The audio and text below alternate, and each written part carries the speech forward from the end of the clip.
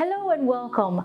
It's another exciting episode of Agribusiness Weekend. I'm Joy Labaran. Today promises to be exciting and fun-filled because we're going to be specifically looking at a product. So before I go on the show, subscribe to our YouTube channel. So you'll be first to get notifications on the Agribusiness Weekend platform. Welcome to the show.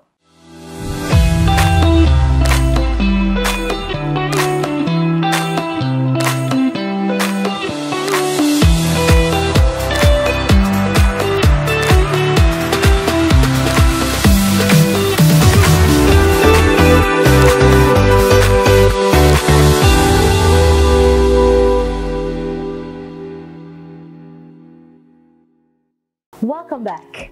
Today on set with me, I have the founder and CEO of RiceAfrika, the Erujeje of agri-tech. See, I can keep on listening so much about this person. RiceAfrika is one of the Nigerian rice that is making wave in the market presently. So today, we're going to be discussing exclusively more on the product RiceAfrika. So let's join me on set as we make welcome Ibrahim Maigari. Thank you very much for being on set. Thank you very much. You see, can you see how he's looking? You're looking so good. Thank you. So amazing. You're welcome to the show. Thank you very much. So we invited you over. Let's talk more on RiceAfrika. Yeah. Now, why RiceAfrika? Why is it that you are only producing rice in you are in the agri-tech space? Why aren't you producing other products? Why rice?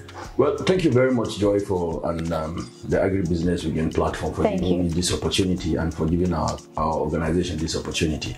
And that's a very interesting question, and I think it's fair. Okay. Ours is an agri-tech platform, RiceAfrika.com, and people keep on wondering why only rice. Yeah. Rice, I think, is it's very interesting. Okay. For the following reasons. And Nigeria is a country of almost 200 and something million people. And by the counts of the World Population Review, in the next couple of years, by 2050, Nigeria is going to be around 415 million people. Wow.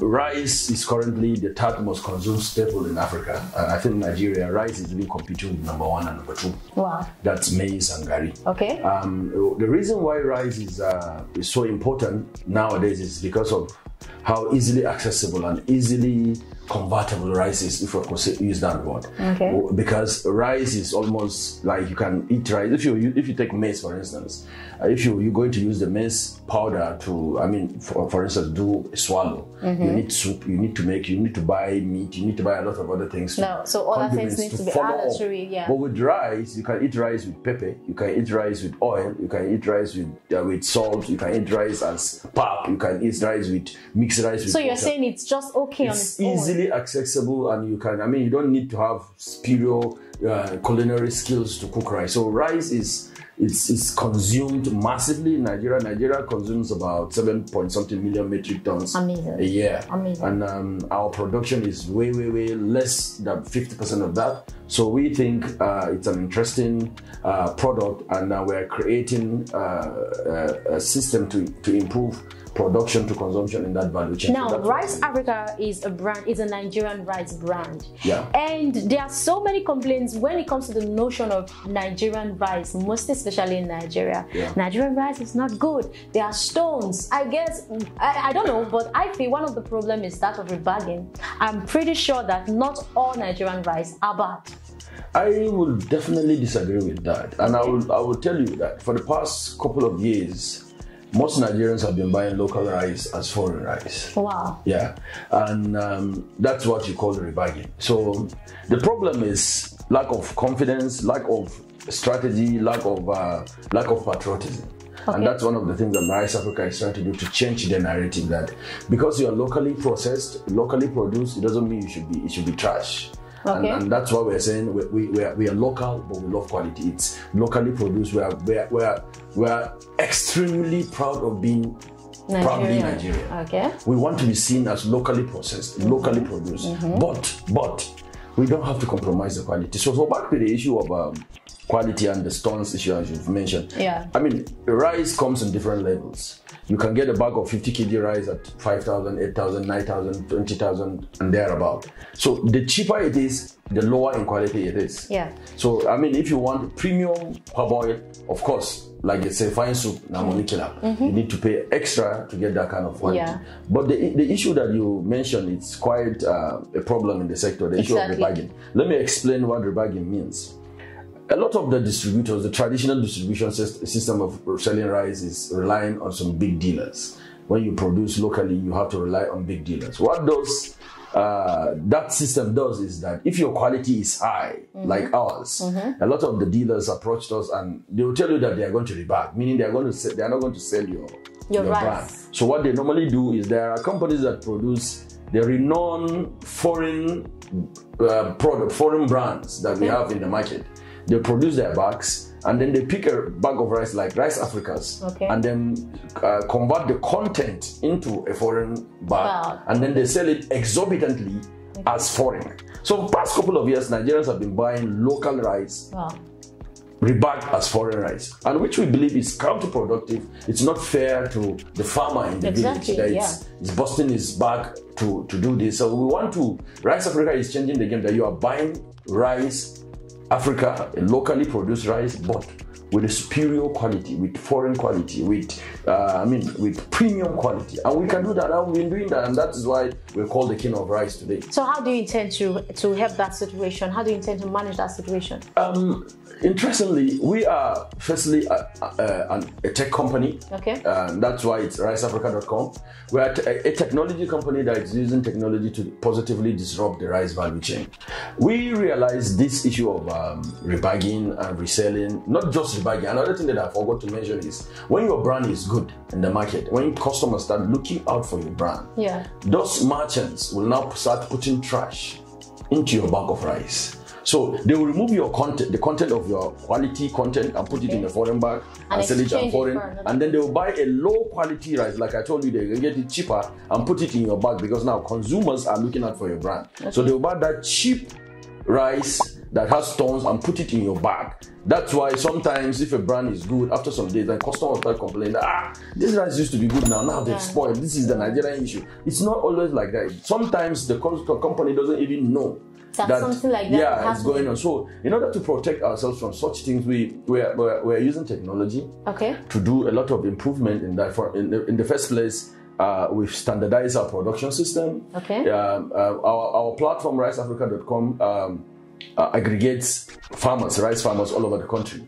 And we are very particular about some rice varieties. We single out about 2 rice varieties. Most consumers do not know that the variety of the rice process has serious connection to the quality and the eating pleasure of the product. So we single out on 2 varieties. So we have these cooperatives that we are empowering through farm extension services, improved seedlings and stuff like that. So at the harvest, we offtake from these cooperatives. They are all over the country in some states, rice producing states. So we offtake from them. And then we have our rice milling system in partnership with a lot of our contract millers around the country. And we have our standard operating procedure in terms of parboiling, dehuxing. These are just boring technical stuff that anybody that is in the rice process know, but we don't want to we don't compromise. We don't mix grains. Some companies will mix a long grain with a short grain with a medium grain. Most people don't know that. When you take the produce from the bag, you see some are short, some are long, some are medium, and it's all about reducing the cost quality. And giving you low quality at the same cost. So we do all those things, but to come to your question directly, we've also designed what we call a crop management system, and that we are calling Rice ID now. So we have a system that traces on our bag, each bag of RiceAfrika that you buy, you can now trace it to the farmer. For instance, if Joy is a farmer in, let's say, Benue State, she has a farm registered on our platform and she has cultivated and harvested, let's say, 10 bags of rice, and we procured it from Joy. When you are buying that RiceAfrika bag, let's say in Ikorodu in Lagos, we have a rice identification system on our bags that you can use our app, which I'm going to talk about later, and then you can trace that. You see see that this rice purchased from Joy in Benue, it was processed in this particular rice mill and so time, and then it has been sold to you by so. You can trace, that's food traceability. You can trace. So you can trace the history of that rice. Yes. So that's what we are saying for each bag. And if it's a rebagged rice, like probably the person buys the bag of rice and uses that ID to check for the history of the rice. You can't use it twice. That's one. You can. I mean, and it's clearly written that if you see the seal broken, it has been used before. And if it has been used before, even if you use it on the app, it will tell you that this was used on so. We've taken care of that in terms of the technology. And why did we do that? We did that specifically to make sure that each bag of RiceAfrika that you purchase at the consumption level at the supermarket, you are empowering a local Nigerian farmer somewhere, and we can give you the history, we can give you the profile of that farmer, and that is what we're doing. That's one thing. And we've designed and developed a mobile app. The mobile app is strictly designed. If you go to the Google Play Store, just write RiceAfrika as one word. Mind you, the Africa is with a K. RiceAfrika. You can download our app. When you download our app, it means it's connecting you, the consumer, directly to our recognized, verified, authentic distribution outlet. So we're getting an authentic. We've done that so that we protect the brand in the future from contamination, so that somebody will not go and produce our bag somewhere. And then so we're trying to now eliminate what we call the tyranny of the middleman, whereby the consumer at the end of the spectrum can download our app, buy a bag of rice wherever you are at the moment, in Lagos or anywhere in the major cities we are in. So it has a direct contact. Yes, it will be delivered to you to your doorstep. And during the last December, Christmas and New Year, a lot of people in Lagos use that, and they got their deliveries on their doorstep. And it's assuring them that they are buying authentic, genuine RiceAfrika product. So some months ago, the border was opened. So what effect has this got to do with RiceAfrika? Well, it's not just RiceAfrika, it's the whole sector, the rice sector. I mean, let me give a perspective. You know, the federal government had a policy of before closure of the border. There was this policy. It's still current. This policy of banning the importation of foreign rice into Nigeria. The policy still stands. It means through the land border, it is not allowed for anybody to bring rice through our land borders. If you want to import rice, you have to use the port. And the government, cleverly so, increased the tariff, meaning I think it's almost about 70% now, to discourage the importation of rice from other countries.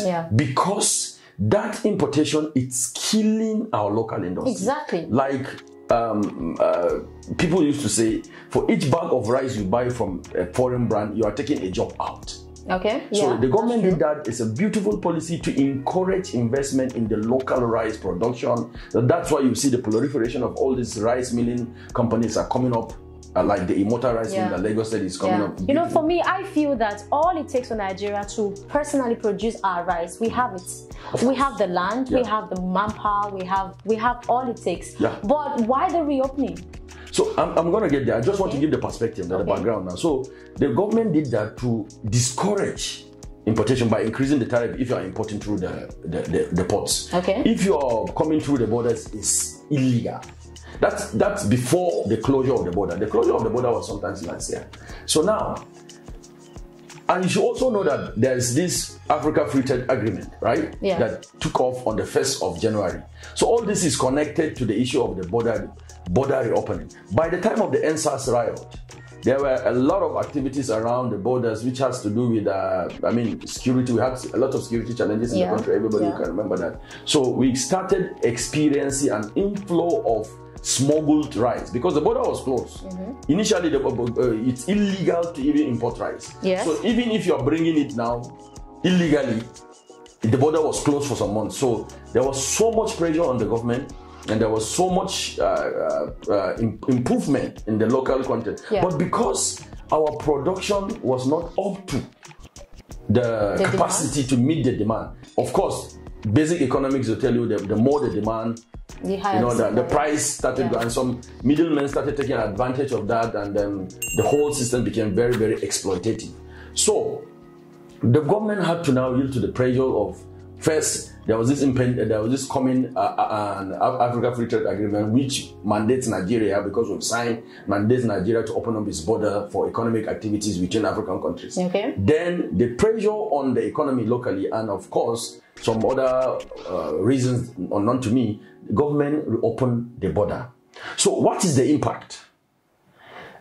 The impact is massive, because with the reopening of the border, but without, the government has not clearly said that it has lifted, the government has not lifted the ban on importation of local rice. But we know if the border is open, of course, there are some unscrupulous and unpatriotic Nigerians will take advantage of that and connive with some unpatriotic people at the border that are supposed to not to bring, and they are bringing in local rice into the country. This automatically affects local investment because it will crash the price. Why will it crash the price? Most of this rice that you are getting through the border, smuggled rice, are coming from far away foreign countries, Asian countries. Some of them have been in the warehouses for eons, for months. Some are rejects, some are contaminated. But because they know that the population, there's demand. I always tell people, why do you think they bring it through Cotonou, they dump in Cotonou, and they to target Nigeria? It's because they know the market here. About 5 countries that we all know that, China, India, Vietnam, and Malaysia, the top rice producing countries. They're relying on the Nigerian market. Why? Because we have the capacity, we have the demand. And why is the Nigerian consumer tilting towards that? Because it is qualitative. It's produced premium, right? Yeah. Irrespective of the health hazards that attach to that, right? And because most of these countries have policies that encourage export to boost to help generate employment in their countries, to help their local industry. So they give palliatives, they give incentives to rice manufacturers, rice producers in their country so that they export. Okay. And because they are giving all these palliatives and they are not paying tariffs, they are not paying tax to our country, possibly it will land cheaper.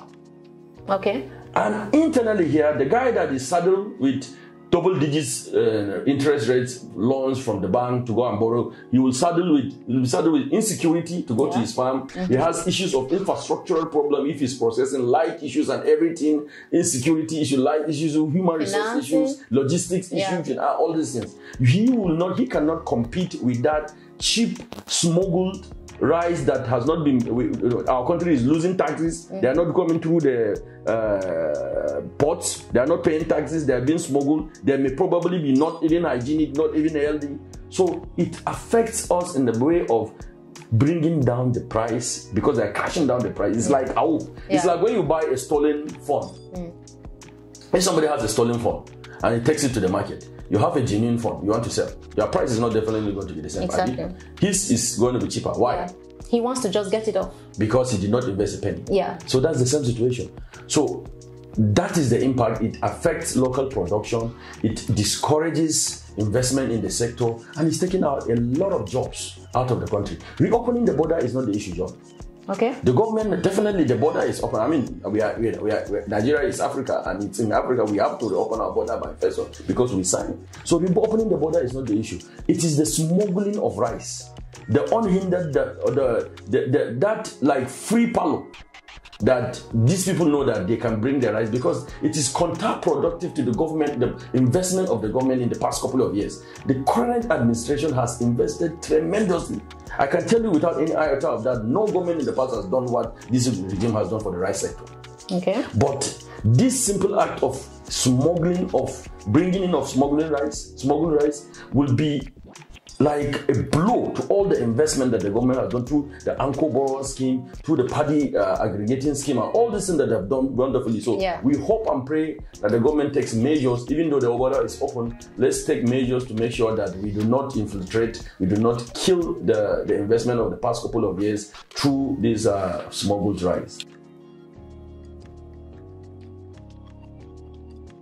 So this is where we draw the curtain onto this episode of Agribusiness Weekend. Till I come your way next time, you could be a distributor, be part of the food distributorship network. Connect with us today at Corporate Farmers International and we will get you in the value chain. Till I come your way next time, follow us on all our social media platforms and subscribe to our YouTube channel. I'm Joy Labora. Bye for now.